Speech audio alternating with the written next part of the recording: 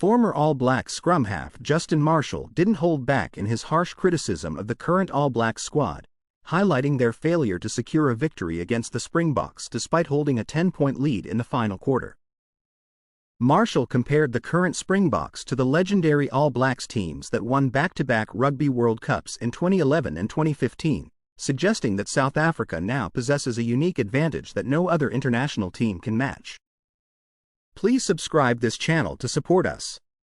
Marshall pointed out the All Blacks' collapse late in the game, where tries from Kwagga Smith and Grant Williams clinched the win for the Springboks.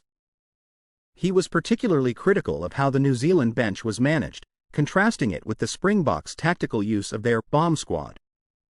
It completely unraveled for the All Blacks, and the reality is that South Africa is the only team in the world that can do what they do with their bomb squad, Marshall told the platform NZ.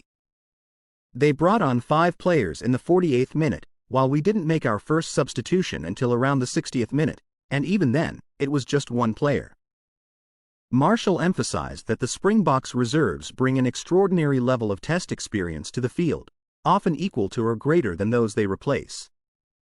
He argued that these players could easily start for South Africa but instead come off the bench, unfazed by the pressure and ready to seize control of the game. That's the point of difference they have over every team in the world right now. The All Blacks knew it was coming but still couldn't stop it.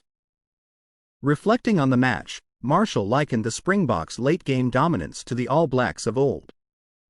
He expressed concern that the current New Zealand team lacks the resilience and winning mentality that defined their predecessors. When I looked back at the match a day or two later, it became clear that what the Springboks did to us is exactly what the world-renowned All Blacks teams of the past used to do. We would have a pretty average day, but somehow we'd find a way to win in the last 10 minutes.